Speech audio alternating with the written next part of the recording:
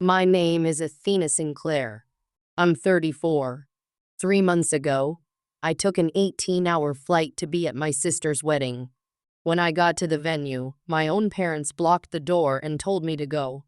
My mom said I wasn't invited. Only family could come in.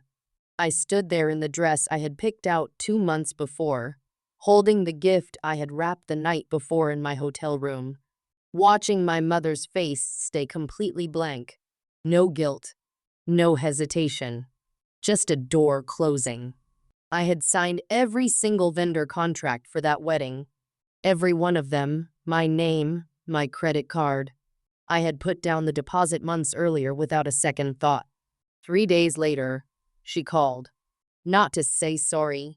She called about a bill, $38,000. And what I said next, she never saw coming. Before I get into that, please take a moment to like and subscribe if this story is speaking to you. Drop your location and local time in the comments too. I love knowing where you're listening from. Now let me take you back to last November, the day my sister told us she was getting married. It was a Tuesday evening in London. November rain was tapping against my apartment window. My phone buzzed with a FaceTime from Brooke, my younger sister, 26, fresh out of college, still living 10 minutes from our parents in Cedar Bluff, Tennessee. I picked up. Brooke's face filled the screen. She was glowing. Behind her, I could see our mother, Diane, moving around in the kitchen. "I'm engaged," Brooke screamed, holding up her ring. "Garrett proposed last night at the vineyard. It was perfect." I felt real happiness rise up in my chest. "Brooke, that's amazing. Congratulations." "Thanks." Garrett's family is so excited. The Caldwells already offered their barn for the venue. Can you believe it? I knew the Caldwells. Everyone in Cedar Bluff did. They ran the biggest car dealership chain in 3 counties. Garrett Caldwell was the youngest son, polite, good-looking, came from real money. "Mom, say hi to Athena," Brooke said, turning the phone. Diane leaned into frame. She smiled, but it didn't quite reach her eyes. "Hi, honey. Exciting news, right?" "It really is," I said. "I'll start looking at flights." "When's the date?" A pause. Diane glanced at Brooke, then back at me. "Oh, don't go spending a fortune on a plane ticket. It's just a small wedding." "Mom, it's Brooke's wedding. I'm coming." "Well, we'll see." Diane straightened up. "Anyway, we've got a lot of planning to do. I'll let Brooke fill you in." She stepped away from the frame. Brooke talked for another 10 minutes about flowers and color palettes. I listened and smiled and took notes, but something heavy settled in my stomach. That was the first time in 2 years I had a real reason to go home. I should have paid closer attention to how hard my mother was trying to keep me from it. 2 weeks later, Diane called, not Brooke. Diane, on a Wednesday afternoon, which meant it was morning in Tennessee. She had clearly been thinking about this since she woke up. "Athena, I need to talk to you about something practical." "Okay." "The venue needs a credit card on file to hold the reservation. Your father and I, well, our credit isn't great after the refinance. And Brooke just graduated. She doesn't have the history."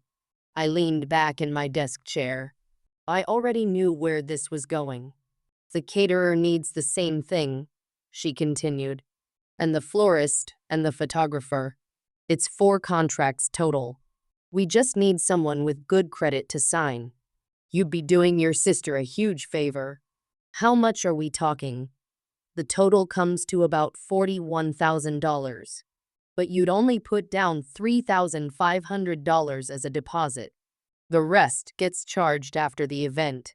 $41,000 under my name." "Mom, that's a lot of money." "It's not your money, Athena. It's just your name on the paperwork. We'll handle the payments after. I promise I'll make sure it all gets sorted." I had heard that promise before. When I was 22, I co-signed a car loan for my father. It took me 3 years to clean that off my credit report. When I was 28, I wired Diane $4,000 for what she said was a plumbing emergency. It turned out to be Brooke's semester tuition. But this was my sister's wedding. And I was the older sister, the one with the steady job, the good credit score, the London salary. Fine, I said. Send me the contracts. I told myself this is what family does. I signed every document that week without reading the fine print twice. Over the next 3 months, the wedding came together, and I watched it happen from the outside. Brooke created a group chat called Caldwell Wedding Crew. I wasn't added. I found out about it when she accidentally forwarded me a message meant for the group. A photo of bridesmaid dress options with the caption, "Vote ladies." I wasn't one of the ladies. I called Brooke twice to ask about the dress code, the seating, whether she wanted me to prepare a toast. The first time, she said she'd get back to me. The second time, she let it go to voicemail and texted an hour later. Super busy with planning. Talk soon. I called Diane to ask if there was anything else I could help with. She said, "Everything's handled, honey. You don't need to worry about a thing." I never received a formal invitation. Not a printed one. Not a digital one. But I told myself that was normal. I was the sister. You don't send your own sister an invitation. She's family. She's automatically included. Then, 2 weeks before the wedding, Brooke posted a photo on Instagram. A rehearsal dinner at a restaurant in Cedar Bluff. Brooke in a white sundress, surrounded by bridesmaids. Diane beaming beside her. The caption read, "My whole family. My whole world." I stared at that photo for 11 minutes. I counted. I wasn't in it. I hadn't been invited to the rehearsal dinner. I almost called and asked why, but I talked myself out of it. Maybe the rehearsal was just for the wedding party. Maybe they figured I couldn't make it early. Maybe I was reading too much into it. I set my alarm for the next morning. I had a flight to catch. I requested a full week of PTO. I only get 20 days a year, and I used 5 of them on this trip. My round-trip ticket, London to Chicago, Chicago to Nashville, cost $1,400. The hotel in Cedar Bluff, 4 nights at the only decent place in town, $680. Brooke's wedding gift, a premium knife set she had mentioned wanting during a random FaceTime months earlier, $720. Total out of pocket before I even touched Tennessee soil, $2,800. On the first leg of the flight, somewhere over the Atlantic, I opened the Notes app on my phone. I had been working on a toast for weeks, nothing too long, maybe 2 minutes. I wanted to tell the story of how Brooke used to make me play wedding with her stuffed animals when she was 5. She always gave me the role of the priest, never the bride. I thought it was funny. I thought people would laugh. I practiced it twice with my headphones in, whispering into my scarf so the man in 14C wouldn't think I had lost my mind. When we landed in Chicago for the layover, I texted Diane. "Just landed in Chicago. One more flight. Can't wait to see everyone." No response for 40 minutes. Then, just before boarding the Nashville connection. "Okay, busy. See you tomorrow." 5 words. No exclamation point. No, "safe travels." No, "we're so excited." I stared at that text while the gate agent called my boarding group. I almost screenshot it and sent it to my friend Leah in London with the caption, "Is this weird or am I crazy?" But I didn't. I put my phone away, boarded the plane, and told myself everything would be fine once I got there. 18 hours of travel. 5 words back. I checked into the Magnolia Inn at 9:30 on a Friday night. The woman at the front desk smiled and asked if I was in town for the Caldwell Sinclair wedding. Apparently, the whole town knew about it. I said yes. She said, "How lovely. You must be a friend of the family, I said, something like that. The room was small but clean. I hung my dress in the closet, a deep navy number I had found at a boutique in Covent Garden. I set the wrap knife set on the desk, propped my phone against the lamp, and called Brooke. It rang 4 times and went to voicemail. I texted Diane. Checked in. What time should I arrive at the venue tomorrow? 1 hour later. Ceremony 2 p.m. That was it. No, come early. No, let's grab breakfast first. No, your father wants to see you. I sat on the edge of the bed and looked at myself in the mirror across the room. I had flown 18 hours. I had spent nearly $3,000. I had signed $41,000 in contracts. And my mother couldn't give me more than 2 words at a time. The last time I had been in Tennessee was 2 years earlier, for my grandmother's funeral. Diane barely spoke to me then either. She spent the entire service whispering to Brooke and greeting neighbors. At the reception afterward, someone asked Diane how many children she had. She said, "Just the one, Brooke." I was standing 6 feet away holding a plate of potato salad. I ironed my dress that night like I was getting ready for a job interview, which, in a way, I was. I was auditioning to be part of my own family. I set the alarm for 8 and turned off the light. I couldn't sleep. The Magnolia Inn had thin walls, and the couple next door was watching a game show at full volume. But it wasn't the noise keeping me awake. It was the math. $2,800 for this trip. $38,000 still sitting on my credit card. 6 years of sending money home every time Diane called with a new emergency, the water heater, Brooke's car insurance, the property tax shortfall.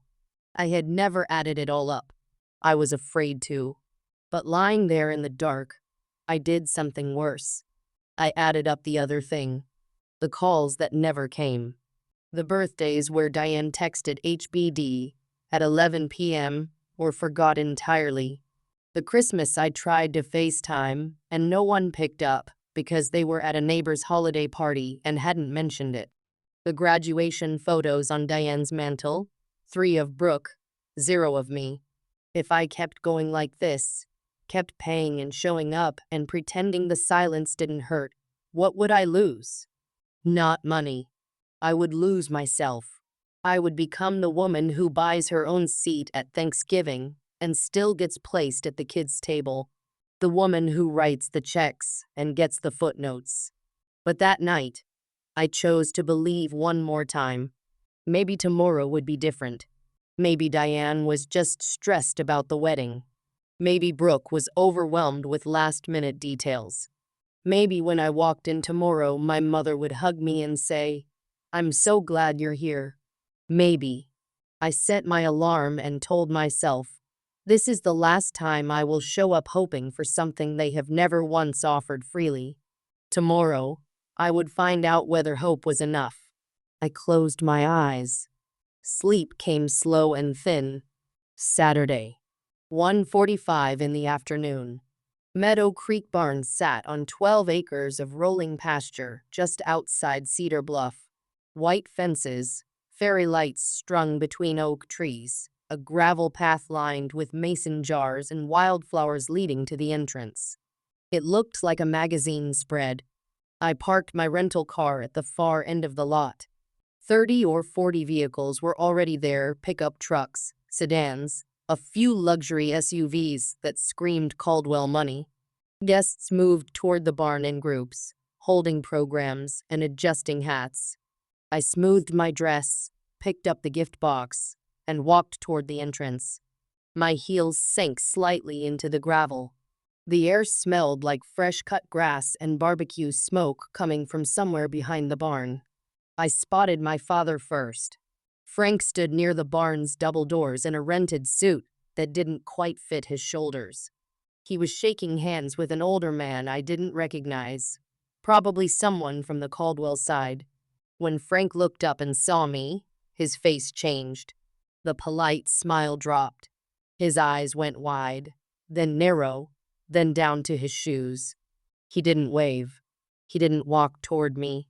He turned and went inside. I kept walking. 15 yards from the entrance. 10. 5. The double doors opened from inside, and my mother stepped out. Diane wore a champagne silk mother of the bride dress. Her hair was done. Her makeup was perfect. Her jaw was set like concrete. She stopped directly in my path, hands clasped in front of her, not open, not welcoming. A wall. Athena. Her voice was low and controlled. "Hi, Mom." I made it. She didn't hug me. She didn't step aside. "What are you doing here?" "I'm here for Brooke's wedding." "Mom, you need to leave. Now." The words hit like a slap. I blinked. The gift box suddenly felt very heavy in my hands. "What?" "I flew 18 hours. Lower your voice." Her eyes moved to the guests passing behind me. "People are watching." "Mom, I'm your daughter." Diane stepped closer, close enough that I could smell her perfume. The same Estee Lauder she had worn my entire life. Her voice dropped to a whisper that cut deeper than any shout. "Only family is allowed inside. You weren't invited." I stood there. The gravel shifted under my heels. A couple in their 60s walked past and glanced at us. The woman smiled politely. Diane smiled back. The second they passed, her face went back to stone. "Not invited," I said. "I signed every contract for this wedding. I paid the deposit. This isn't about money. This is about what's appropriate. Athena, please don't make a scene." Behind her, through the half-open barn door, I could see white chairs arranged in rows, garlands of eucalyptus draped from the rafters, a string quartet warming up near the altar. Everything I had funded with my signature. Frank appeared in the doorway. He looked at Diane, then at me, then at the ground. He put his hands in his pockets and said nothing. Absolutely nothing. From inside, a woman's voice called out, warm, southern, confident. "Diane, who's that? Everything all right?" I watched Diane's spine straighten. I watched her put on a fresh smile before she turned halfway toward the voice. That voice, I would learn in about 3 seconds, belonged to Margaret Caldwell, the groom's mother. The woman who had been told my mother only had one daughter. Margaret Caldwell stepped through the barn doors in a lavender dress and pearls. She was tall, silver-haired, the kind of woman who runs the church auction and the county fundraiser and still finds time to arrange her own flowers. She carried herself like someone who had never once been embarrassed in public. "Diane, everything all right out here?" Margaret's gaze landed on me. She smiled, open, expectant. Diane switched on like a light. Her voice went soft and warm.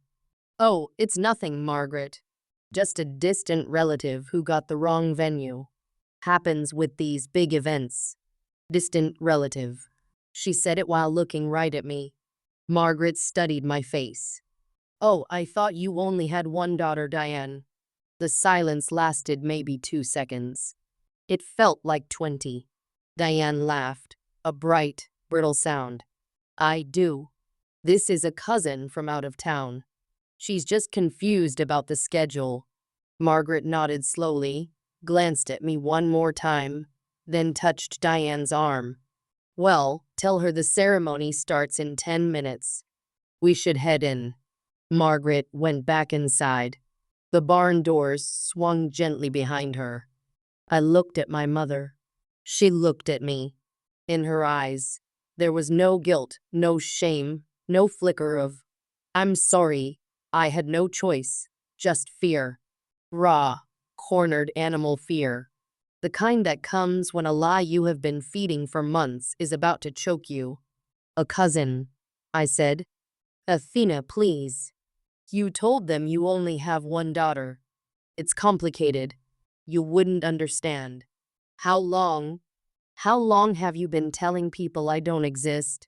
She didn't answer. She glanced toward the parking lot, willing me to disappear. That was when I understood. She didn't forget to invite me. She erased me. And she had been doing it for years. Every part of me wanted to walk through those doors, to stand in the middle of that ceremony and say, loud enough for Margaret and Garrett and every single guest in that barn to hear, "My name is Athena Sinclair. I am Diane's eldest daughter. And I paid for every flower, every plate, and every note that string quartet is playing." I didn't. I looked at the barn, the fairy lights, the garlands, the soft golden glow through the windows. I looked at my mother, still standing in my path like a guard. I looked at my father's shadow just inside the doorway, shoulders hunched, hands still in his pockets. And I made a decision. I crouched down and set the gift box on the stone step, gently, like it mattered. "Keep the gift," I said. "It's for Brooke." Diane's shoulders dropped half an inch. Relief. She thought it was over. "Thank you, Athena. This is really for the don't." I held up one hand. "Don't explain. Don't justify. I heard you. I heard every word." I turned and walked back down the gravel path, past the mason jars, past the couple still arriving, holding hands and laughing about the heat, past my rental car, and then to it. I opened the door, sat down, and closed it. Then I cried. Not the loud kind, the quiet kind. The kind where your chest shakes but your mouth stays shut. Because even alone in a parking lot, you have been trained not to make a scene. I sat there for maybe 10 minutes. Through the open windows, I heard the string quartet begin Pachelbel's canon. The ceremony was starting. I started the engine and pulled out of the lot. In the rearview mirror, Meadow Creek Barn shrank to a speck of light. I didn't slam a single door. I didn't raise my voice once. I just left. And for the first time, leaving felt like the strongest thing I had ever done. Now, I know a lot of you are thinking, "Athena, why didn't you just say it right there in front of everyone?" Trust me, I asked myself that the entire drive back to the hotel. But let me ask you something. If your mother looked you dead in the eye and called you a cousin in front of a stranger, what would you do? Drop your answer in the comments. And if this story is hitting close to something real for you, hit that like button. It helps more than you know. Now back to the story. I drove back to the Magnolia Inn on autopilot. The roads were empty. Everyone in Cedar Bluff was at the wedding. Inside my room, I kicked off my heels and sat on the bed, still in my dress, mascara smudged, hands shaking. The toast I had written was still open in my notes app. I closed it without reading it. Then I opened my laptop.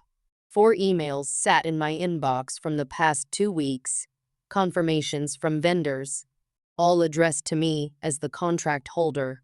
I had skimmed them when they arrived. Now I read every word. Meadow Creek Barn, contract holder, Athena Sinclair. Deposit paid, $1,200. Remaining balance, $14,800. Due within 5 business days post-event. Southern Comfort Catering, contract holder, Athena Sinclair. Deposit paid, $900. Remaining balance, $12,600. Due within 5 business days post-event. Blue Bonnet Floral Design, contract holder, Athena Sinclair. Deposit paid, $800. Remaining balance, $6,200. Whitaker Photography, contract holder, Athena Sinclair.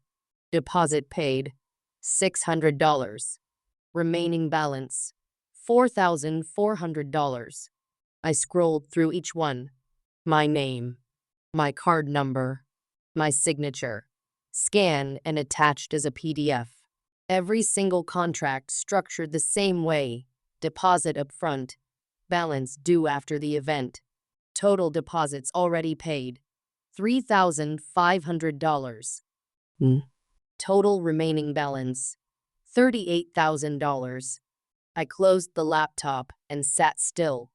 The barn was probably mid-reception by now. Toasts being made. Diane hugging Brooke. Garrett spinning his bride on the dance floor. The Caldwells clinking glasses with their new in-laws. All of it happening under contracts signed by someone they had just called a cousin. I didn't make any calls that night. I didn't send any emails. I just sat on that hotel bed and let the numbers repeat in my head. $38,000. My name. Their party. My phone rang at 9:47 that night. The caller ID read, Aunt Ruth. Ruth Mercer, my mother's older sister, 62, retired school principal. The kind of woman who says exactly what she thinks and has never once apologized for it. Diane called her difficult. Everyone else called her honest. Athena, where are you? I didn't see you at the wedding. I was there, Aunt Ruth. I just didn't make it inside. What do you mean you didn't make it inside? I told her everything. The blocked entrance. The whisper. Only family. The word cousin. Margaret Caldwell's question. Diane's answer. Silence on the line. A long one. I could hear Ruth breathing, slow and deliberate, the way she does when she is deciding exactly how angry to be. She told them you don't exist. Ruth's voice was flat and controlled, like a pot about to boil. She said she only has one daughter. Lord have mercy. A pause. Athena, listen to me. At the reception tonight, your mother stood up during the toasts and said, and I'm quoting her, our little family, Frank, myself, and our Brooke. She introduced the Sinclairs like that. I sat there and thought it was strange. I almost said something. I wish I had. It's not your fault, Aunt Ruth. No, it's not.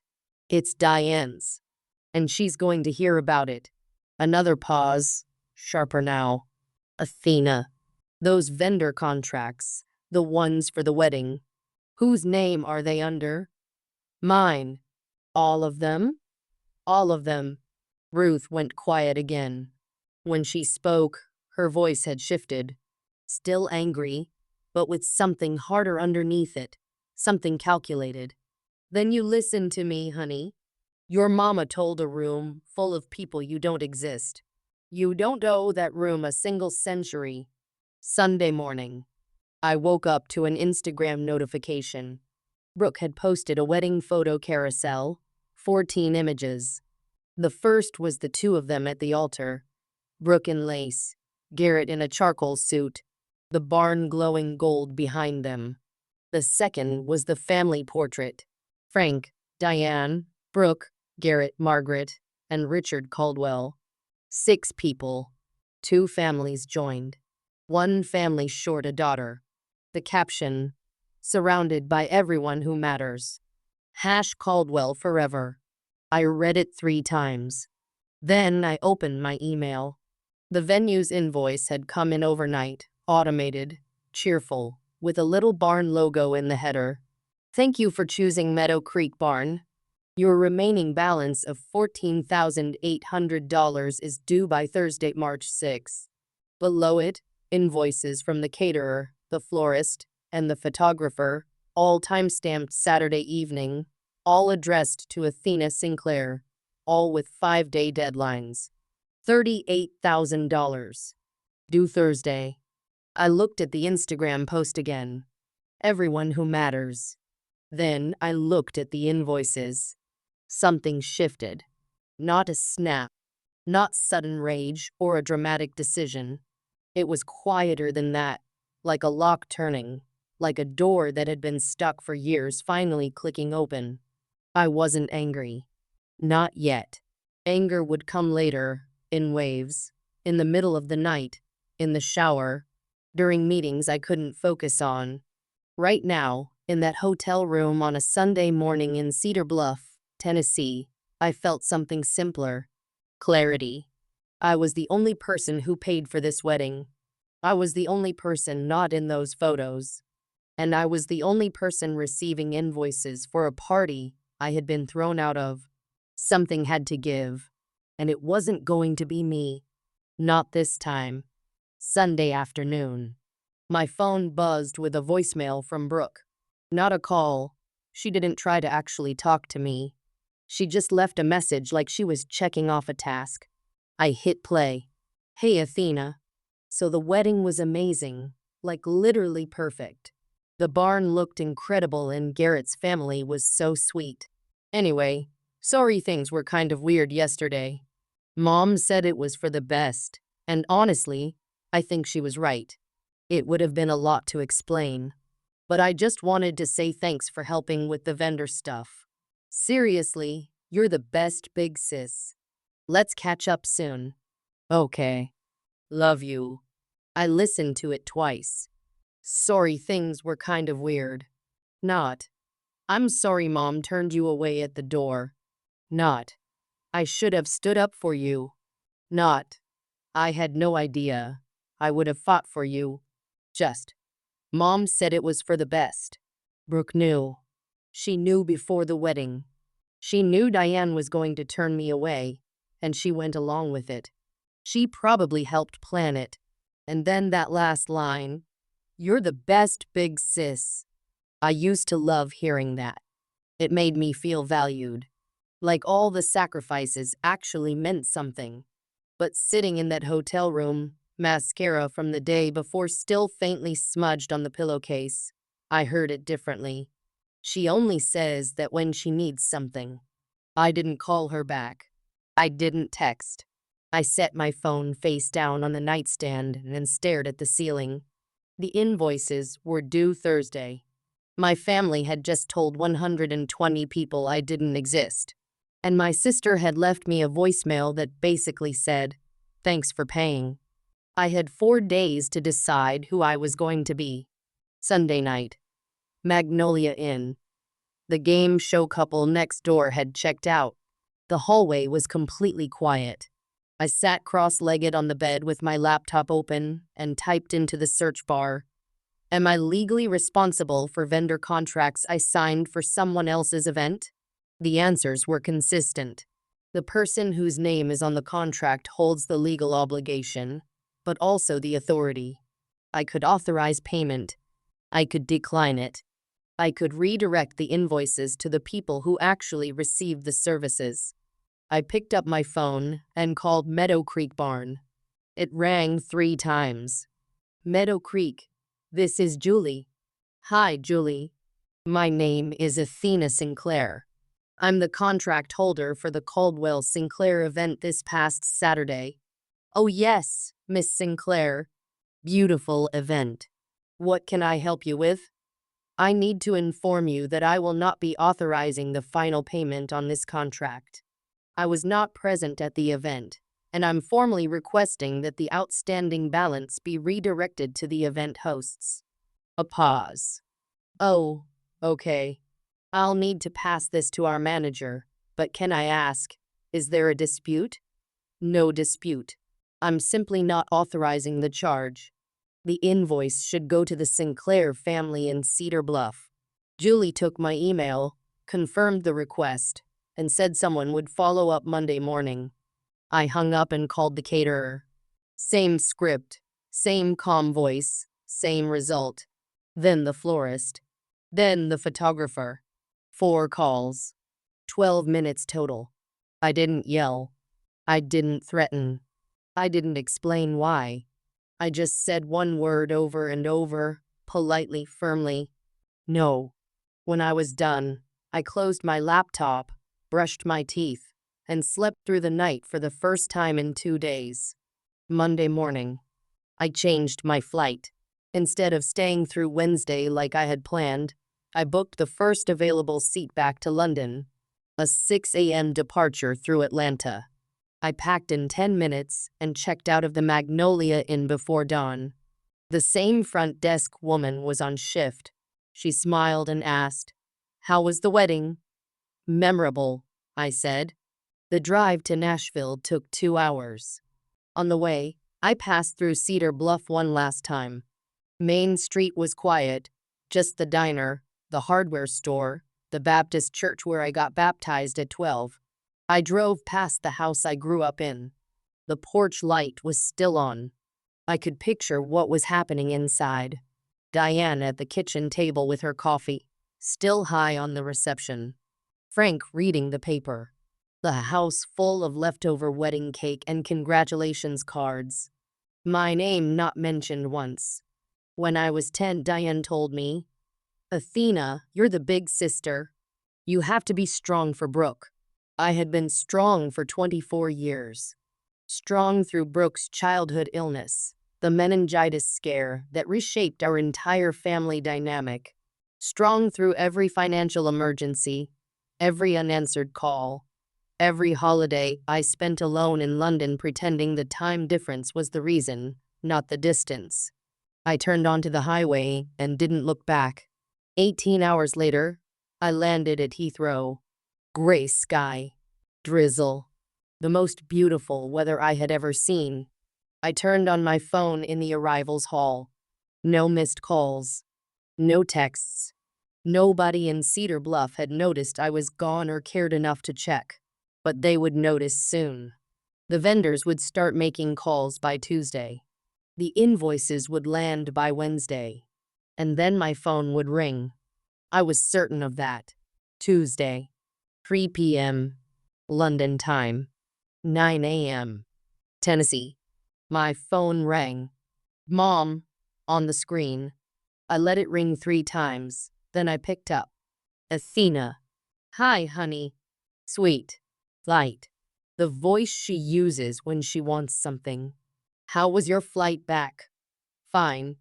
"Good, good. Listen, I just got the strangest call from the venue. They said you removed your payment authorization. The bill is $38,000. How do we handle this?" "We don't handle it, Mom. You handle it." A beat of silence. "Excuse me?" "I removed my authorization because I'm not responsible for an event I wasn't invited to." "Athena, don't be dramatic. You know this was just a misunderstanding. We can talk about it. You told Margaret Caldwell I was a distant relative. You told her you only have one daughter. That's not a misunderstanding, Mom. That's a choice." Longer silence now. I could hear her breathing change, the sweetness evaporating.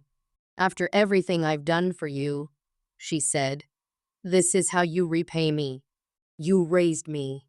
I'm grateful for that. But you also stood in front of your daughter and told a stranger she doesn't exist. Those two things can both be true. You're blowing this out of proportion. $38,000. That's the proportion. Your father is stressed. His blood pressure. If something happens to him, that's on you." Dad stood right there and said nothing. He made his choice too. Silence. I could hear her swallow. "You said I wasn't family," I said. "So the family's bill is the family's responsibility." The line went dead. She hung up. No goodbye. No argument. Just a click and silence. I set my phone on the kitchen counter and stared at it. My hands were steady. My heartbeat was normal. And the apartment was quiet. Really, genuinely quiet for the first time in months. She called back 40 minutes later. Different tone this time. "No, honey. No sweetness. Full force." "Do you have any idea what you've done?" "Yes. The venue is calling me. The caterer is calling me. I'm getting invoices forwarded to my email with your name crossed out and mine written in. Do you know how humiliating that is? I imagine it's about as humiliating as being called a cousin at your own sister's wedding. That is not the same thing." "You're right. Yours costs $38,000. I raised you. I fed you. I drove you to school every single day for 12 years. And now, because of one little misunderstanding, you're going to bankrupt your own family." "It wasn't a misunderstanding." "Fine. Fine. Athena, you want to play this game?" I'll tell everyone. I'll tell the whole town what kind of daughter abandons her family over money. Go ahead. I'd rather be the daughter you badmouth than the daughter you pretend doesn't exist. That stopped her. I heard her pull in a sharp breath, involuntary, like she had walked into cold water. You don't mean that, she said. Quieter now. I do. Another long pause. Then the final weapon. The one she always keeps in reserve. Your father could have a heart attack over this. If he ends up in the hospital, that blood is on your hands. There it was. The trump card. Dad's health. The guilt grenade. She had thrown it at me when I moved to London. When I skipped Thanksgiving. When I stopped sending money without being asked. Dad's health is between him and his doctor, I said. Not me and my credit card. She hung up again. This time, I didn't stare at the phone. I put the kettle on and made a cup of tea. By Wednesday, Diane had activated what I call the family phone tree. Every branch. Every twig. Brooke called first, crying, the big, messy, theatrical kind she had been perfecting since childhood. Athena, please. Garrett and I just got married. We don't have $38,000. If you don't pay, we have to. We're starting our lives together and you're ruining it. Brooke, did you know Mom told the Caldwells I don't exist? A sniffle. A pause. I mean, she said it would be easier that way with the Caldwells. You know, they're traditional, and having a daughter overseas who's not married, it's easier. It wasn't personal, Athena. It was just simpler. You knew before the wedding. I didn't think they'd actually turn you away. But you didn't stop them. Silence. More sniffling. Then, can we please just focus on the bill? Garrett's parents are asking questions. Then maybe it's time someone gave them honest answers. She hung up. Frank called that afternoon. My father almost never calls. He emails once in a while, short, factual messages about weather or football scores. Hearing his voice on the phone felt strange, like picking up an old tool you had forgotten you owned. Athena, your mother is very upset. I know. Can you be flexible on this for the family? Dad, did you know she told people I'm not your daughter? A long exhale. The sound of a man who had spent 35 years choosing the path of least resistance. That's not exactly what happened. Were you there when she called me a distant relative, right in front of me? Nothing. Then, very quietly, a click. He hung up. Every single one of them hung up when the questions got real. I was starting to see a pattern, and it looked a lot like a family that preferred silence over truth. Aunt Ruth didn't wait for permission. She never has. Thursday morning, the same day the vendor invoices were due, Ruth picked up her phone and called Margaret Caldwell directly. She got the number from the wedding program she had kept in her purse. Classic Ruth. I wasn't on the call. Ruth told me about it afterward and didn't spare a single detail. Margaret, my name is Ruth Mercer. I'm Diane Sinclair's older sister. We met briefly at the reception. Oh yes, Ruth. Lovely to hear from you. I'm calling because there's something you need to know. Diane has 2 daughters, not 1. 2. The older one is Athena.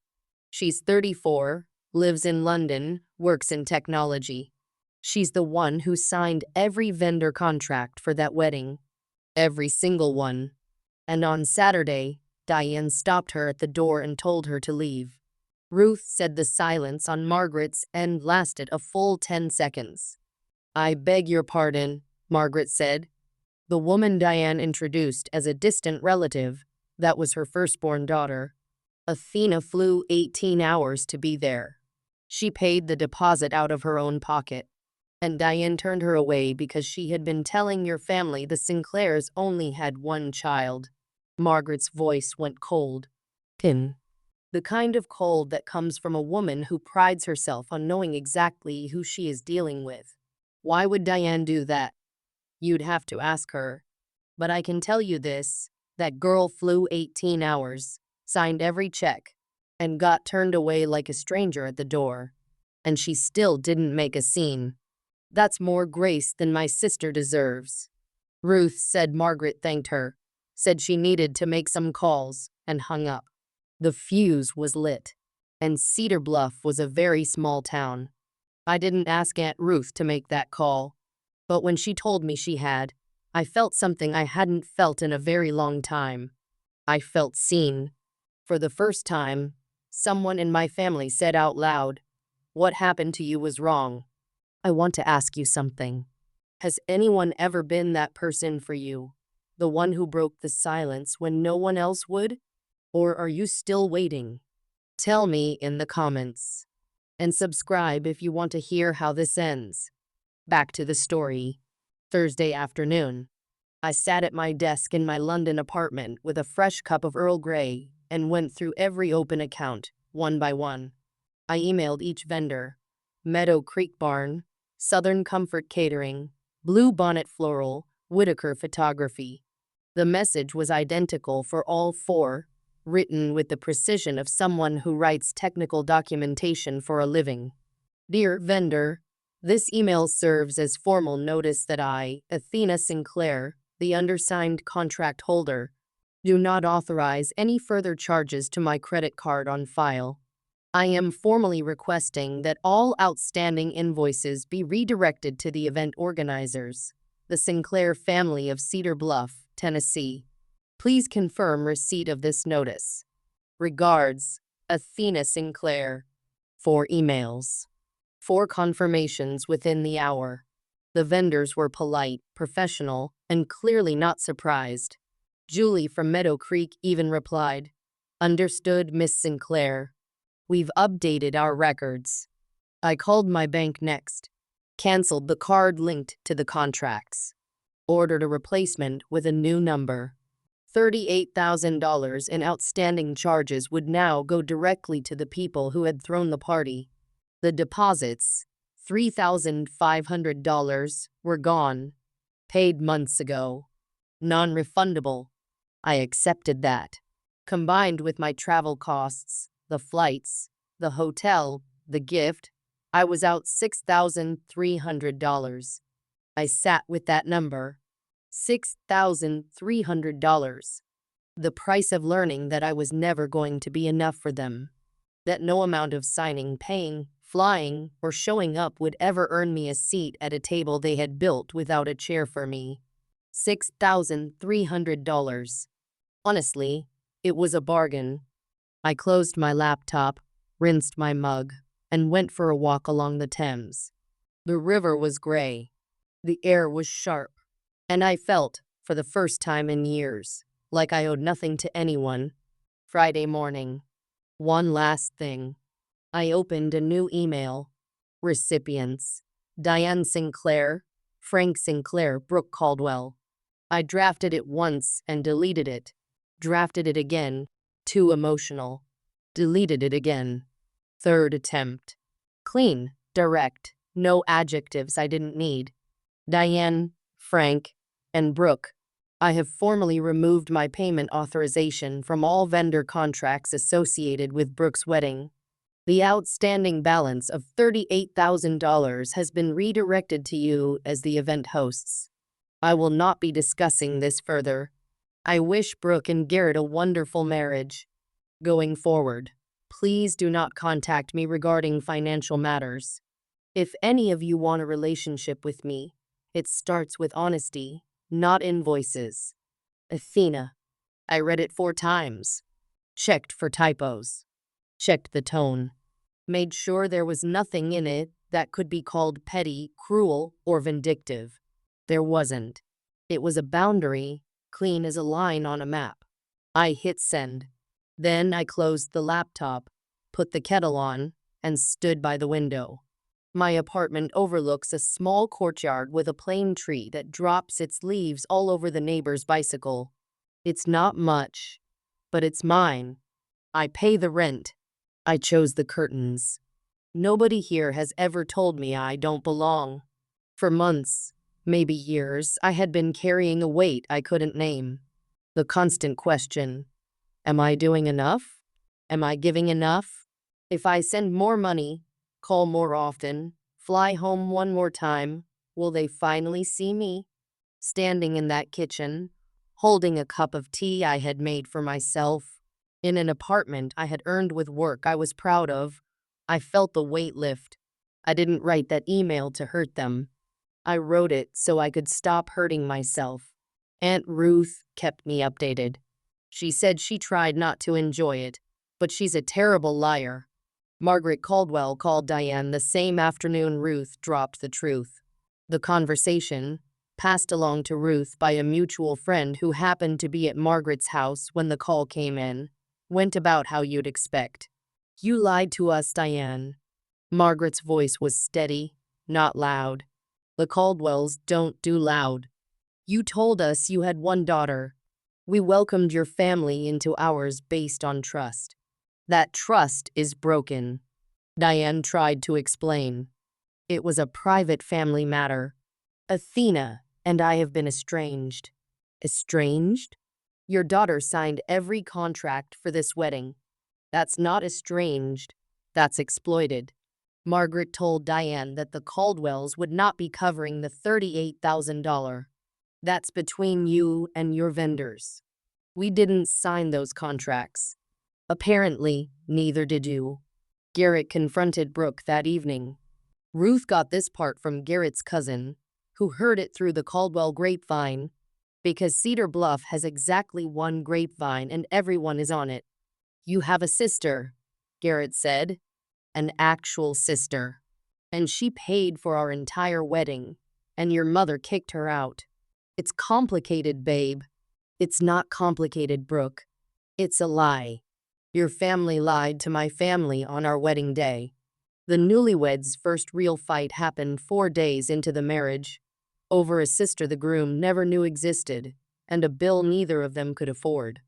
Brooke and Garrett ended up taking out a personal loan for the $38,000. The Caldwells helped co-sign, not out of generosity, but because their name was on the event and they didn't want the vendors coming after them.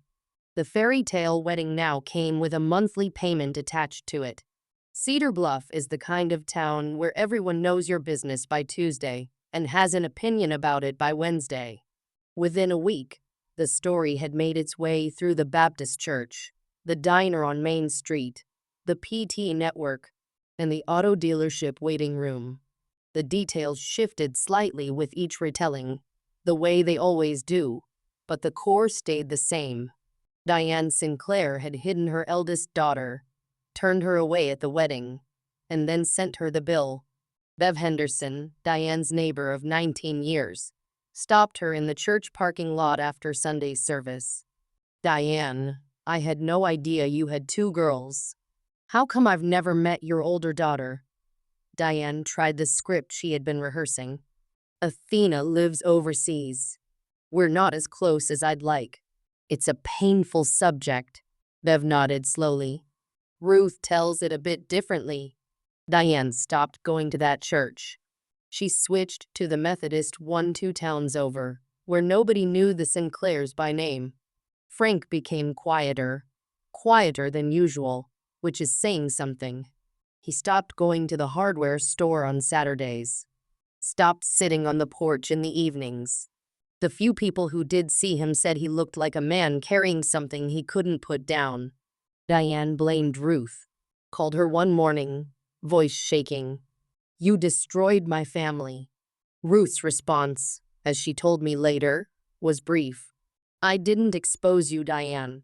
I just stopped covering for you. Diane hung up.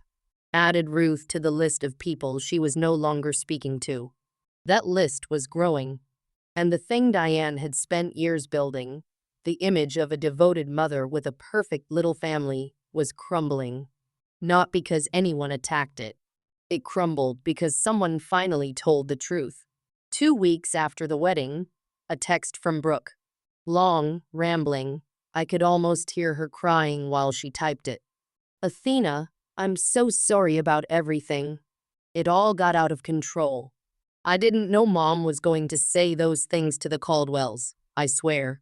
Garrett is furious with me. His parents barely look at me. The loan payments start next month, and we're already behind on the apartment deposit. I know this is a lot to ask, but could you maybe cover part of the balance, even half? I'll pay you back, I promise. You're my sister, and I love you, and I just need help right now.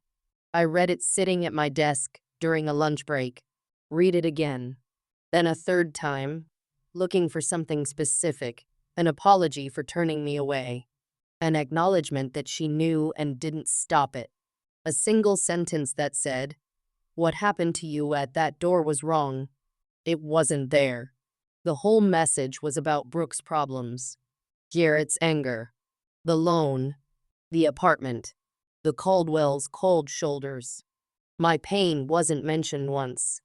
It was a crisis update dressed up as an apology. She apologized for the mess, not for the wound. There's a difference. I typed my reply carefully. Brooke, I'm sorry you're dealing with this. I really am. But I can't help financially. The boundary I set isn't about money. It's about being treated like family. Real family. Not the kind that gets erased when it's inconvenient. When you're ready to talk about that, and not invoices, I'm here. I hit send, put my phone in my desk drawer, and went back to work. She didn't respond. Not that day. Not that week. I wasn't surprised. She had never known what to do with me when I wasn't giving her something. 1 month after the wedding, an email from Frank. My father almost never emails. He calls once in a blue moon, and when he does, he talks about the weather or the Titans' defensive line. He has never, in my 34 years of life, written me anything longer than a birthday card. So when I saw his name in my inbox with the subject line, "From Dad," I sat up in my chair. Athena. I know I should have said something that day at the barn. I didn't. I stood there like a post while your mother handled it, and I didn't open my mouth. I don't have a good reason. I was a coward. That's the truth. Your mother and I are working on the bill with the vendors. We don't need your money. I'm writing because I wanted you to know. I'm sorry. I should have walked you inside. I'll carry that. Dad. I read it 5 times. On the tube home. Once more on my couch with the lights off. It wasn't perfect. It didn't fix anything. He didn't confront Diane. He didn't demand she apologize. He didn't explain why he had spent decades choosing peace over his own daughter. But it was honest. And it was the first honest thing anyone in my family had said to me since this started. I didn't reply right away. I needed time. A week later, I wrote back. Dad, thank you. That means more than you know. I'm not ready to come home or to pretend everything is fine. But I read your email, and I'll keep reading it. Athena. Short. Careful. Leaving the door open exactly 1 inch. Not wide enough to walk through, but not locked either. He didn't write back. I didn't expect him to. But he had said it. And I had heard it. 6 months have passed since that Saturday at Meadow Creek Barn. I got promoted. Senior software engineer at the fintech company I have been with for 4 years. My boss cited leadership under pressure in the review. She didn't know the half of it. I started seeing a therapist, not because of the wedding, but because of the 34 years before it. We have been working through something she calls functional over responsibility. The belief that if you perform well enough, sacrifice enough, carry enough, the people you love will finally see you. It was the engine behind every check I wrote, every flight I booked, every time I said fine when I meant this hurts. I video call Aunt Ruth every other Sunday. She makes coffee. I make tea. We talk for an hour about everything and nothing. She keeps me updated on Cedar Bluff, not to gossip, but so I am never blindsided.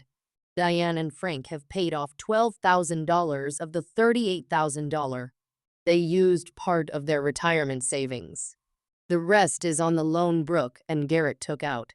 The monthly payments are a constant source of tension in the Caldwell-Sinclair household. Garrett's parents are civil but distant. Margaret still hasn't forgiven Diane. Brooke and Garrett are still married. Ruth says they are in counseling. She says Garrett is a decent man who is trying, but the foundation cracked on day one. And cracks like that don't seal easily. Diane hasn't called me, hasn't emailed, hasn't sent so much as a text. Ruth says she refers to the whole situation as Athena's tantrum. I suppose that is easier than calling it what it actually is. I don't hate my mother. I have spent a lot of therapy hours making sure of that.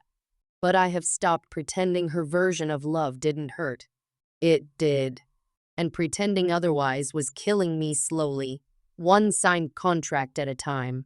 I'm not telling you this story so you'll hate my mother. She's flawed. She's scared.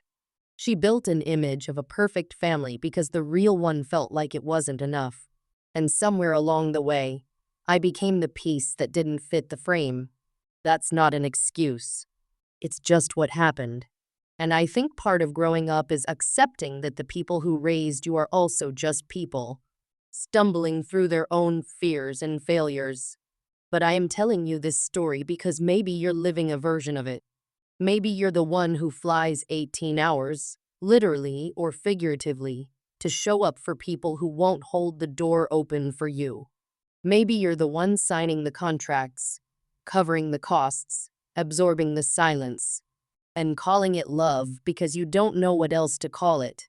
I did that for a long time. I called it duty. I called it family. I called it being the bigger person. And every time I wrote a check, or swallowed an insult, or pretended the empty chair at the table didn't bother me, I lost a little piece of myself. A boundary isn't punishment. It's not revenge. It's not a weapon. A boundary is the moment you say, I am worth more than this. And then you act like it. $38,000. That's what my freedom cost. And I don't regret a single penny I didn't pay. If you're the one who always pays, emotionally, financially, spiritually, for a seat at a table that was never built for you, maybe it's time to build your own table and sit at the head of it. I didn't lose my family that day at Meadow Creek Barn. I found myself.